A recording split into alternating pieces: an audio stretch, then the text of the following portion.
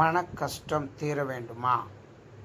உங்களுக்கு இருக்கிற கஷ்டம் இருந்த இடம் தெரியாமல் போகணுமா? நீங்கள் பெரிய கோடீஸ்வரர் ஆகணுமா?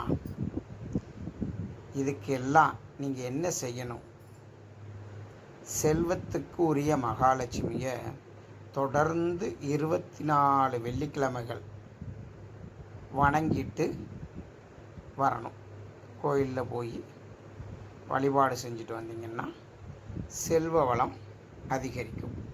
வெள்ளிக்கிழமைகளில் பெருமாள் கோயிலில் உள்ள தாயாருக்கு அபிஷேகம் செய்வதற்கு தேவையான பசும்பால் கொடுத்துட்டு வந்தோம்னா பண வரம்பு அதிகமாகும். பச்சை வளையல் தாயாருக்கு அணிவிச்சிட்டு வந்தோம்னாலும் செல்வ வளம் பெருகும். சுக்கிர ஓரையில் மகாலட்சுமி அஷ்டோத்திரம் சொல்லி செந்தாமரை இதழ் கொண்டு நம்ம அர்ச்சனை பண்ணிட்டு வந்தோம்னாலும் நமக்கு தன லாபம் கிடைக்கும். இதை ரெகுலராக வெள்ளிக்கிழமை செஞ்சுட்டு வரணும். அதுபோல் வெள்ளிக்கிழமை அரச மரத்தடி விநாயகருக்கு 11 அகல் விளக்கு தீபம் ஏற்றி 11 முறை நம்ம என்ன பண்ணுறோம், 11 முறை வலம் வந்து வழிபட்டால் நமக்கு பண வரவு ஏற்படும். வர்ற பணமும் நிரந்தரமாக நம் வீட்டில் தங்கும். அதுபோல் மகாலட்சுமி அம்சமான பசுவுக்கு மாலை நேரத்தில் நம்ம உணவு கொடுத்துட்டு வந்தாலும் செல்வ வளம் நமக்கு சேரும். தினந்தோறும் உங்களோட குலதெய்வத்தை பிரார்த்தனை செஞ்சுட்டு வரணும். காலையிலையும் மாலை நேரத்துலையும் பிரார்த்தனை செஞ்சுட்டு வந்தோம்னா வீட்டில் பணவரவு அதிகரிக்கும். வியாழக்கிழமை மாலை 4 மணி முதல் 5 மணி வரை உள்ள நேரம் குபேர காலம் அப்படின்னு அழைக்கப்படும். அதாவது வியாழக்கிழமை 4 to 5 இந்த நேரத்தில் வீட்டில் குபேரனை வழிபட்டு வர பணவரவு அதிகரிக்கும்.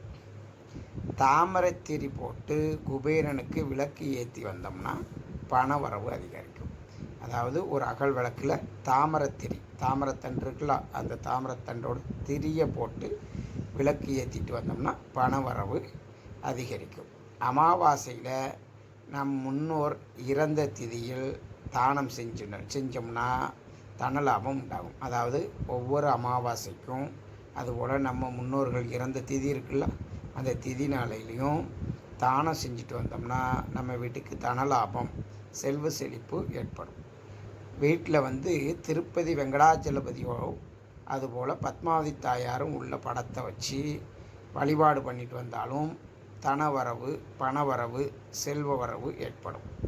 சுத்தமான நீரில் வாசனை திரவியம் கலந்து காலையிலையும் சாயந்தரமும் மாலை நேரத்துலையும் லட்சுமி மந்திரம் சொன்னபடி வீடு முழுவதும் தெளிச்சிட்டு வந்தோம்னா செல்வம் சேரும். சேர்ந்த செல்வமும் தேவையில்லாமல் செலவு ஆகாது.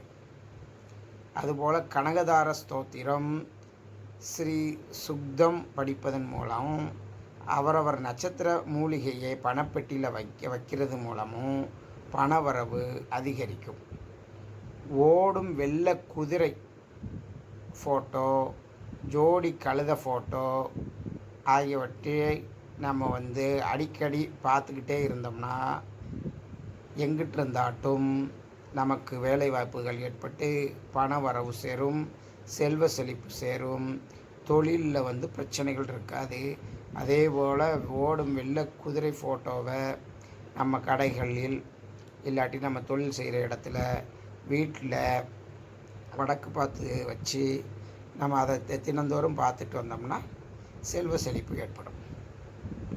அதே போல் வீட்டில் வெள்ளை புறாவை வளர்த்துட்டு வந்தோம்னாலும் பணத்தட்டுப்பாடு இல்லாதும் இருக்காது. அதுபோல் ஆந்தையை வழிபட்டாலும் பணவரவு உண்டாகும். ஆந்தை படத்தினை தொடர்ந்து பார்த்து வந்தோம்னாலும் செல்வ செழிப்பு ஏற்படும். ஒவ்வொரு மாதத்தில் வர்ற பௌர்ணமிக்கும் சத்தியநாராயண பூஜை செஞ்சுட்டு வந்தோம்னாலும் செல்வம் பெருகும், தனம் அதிகரிக்கும். வந்த தனம் நம்மை விட்டு நீங்காது.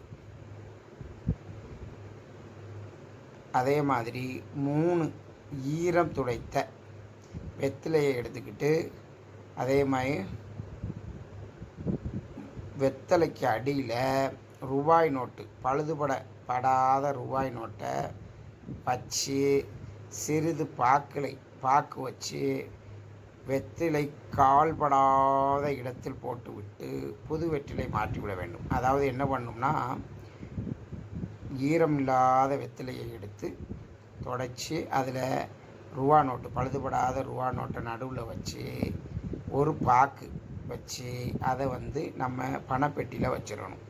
பணப்பெட்டியில் வச்சுட்டு அது காஞ்சதுக்கு அடுத்து புது வெத்தலை மாட்டிக்கிறணும். இப்படி செஞ்சுக்கிட்டு வந்தோம்னா வந்த செல்வம் நிலைக்கும்.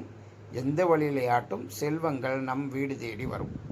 தோல்வி தடைகளை ஊதித்தள்ள வேணும்னு நினச்சோம்னா தினசரி காலையில் எந்திரிச்சு இரவு படுக்கும்போது வர புல்லாங்குழல் இசையை அப்பப்போ கேட்டுட்டு வந்தோம்னா நமக்கு தோல்விங்கிறதே ஏற்படாது. ஓம் கருப்பாசரணம். ஓம் நமோ நாராயணாய நமக.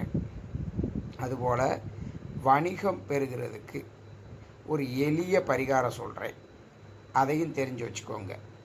நம்ம தொழில் செய்கிற ஒரு ஆஃபீஸாக இருக்கட்டும், அப்படி இல்லைன்னா ஒரு கடையாக இருக்கட்டும், இங்கே என்ன பண்ணுறோம் அப்படின்னா, மக்கள் பார்வைக்கு படுறது மாதிரி 2 கைப்பிடி வெண்கடுகை எடுத்து ஒரு நல்ல எப்படின்னா ஒரு கண்ணாடி பவுலில் வச்சுக்கிறணும். அப்படி இல்லைன்னா ஒரு அகல் விளக்கில் இந்த வெண்கடுகை வச்சு அதுக்கு மேலே நல்லெண்ணெயை ஊற்றி அதுக்கு மேலே திரி போட்டு நம்ம என்ன பண்ணணும், விளக்கு ஏற்றணும். வெண்கடுகு மேலே நம்ம அகல் விளக்கு வச்சு எரிக்கும்போது கண்ணீர் அழிய தொடங்கிடும். அதாவது ஒரு நல்ல ஒரு பவுல் இருக்குது, அந்த பவுலில் வெண்கடுகு வச்சுக்கிறோம். அந்த வெண்கடுகுக்கு மேலே ஒரு அகல் விளக்கு, அந்த அகல் விளக்கில் என்ன பண்ணுறோம், நல்லெண்ணெயை ஊற்றி திரி போட்டு அதை ஏற்றிட்டு வந்தோம். திரிங்கிறது நூல் திரியாக இருக்கக்கூடாது, பஞ்சு திரியாக இருக்கணும். அந்த பஞ்சு திரியை ஏற்றி நம்ம அகல் விளக்கு போட்டு அகல் விளக்கில் நல்லெண்ணெய் ஊற்றி ஏற்றி வழிபட்டுட்டு வரணும். இதை எல்லாருக்கும் படுறது மாதிரி, எல்லாரும் பார்க்குறது மாதிரி நம்ம எரிய வச்சோம்னா இந்த வெண்கடுகு அகல் விளக்கில் எரிகிற போது கண்ணீர் கொஞ்சம் கொஞ்சமாக தீர்ந்து நமக்கு என்ன கிடைக்கும் அப்படின்னா, நல்ல வாடிக்கையாளர் கிடைப்பாங்க. இதை என்ன பண்ணணும்னா, வெள்ளிக்கிழமை தொடங்கணும். அதாவது வளர்பிறை வெள்ளிக்கிழமை தொடங்கி 21 நாள் ஏற்றி நம்ம மகாலட்சுமியையும் குபேரனையும் வணங்கிட்டு வந்தோம் அப்படின்னா வாடிக்கையாளர், புது வாடிக்கையாளர் வருவாங்க. நம்மளை விட்டு போன வாடிக்கையாளர்களும் வருவாங்க. வாடிக்கையாளர்கள் எண்ணிக்கை அதிகரித்து செல்வம் நமக்கு வரவு கூடுதலாகும். இந்த வெண்கடுகு என்ன பண்ணும்னா, எதிர்மறை ஆற்றலை அகற்றி நேர்மறை ஆற்றலை நம்ம கடைகளுக்குள்ளே ஏற்படுத்தி கொடுக்கும்.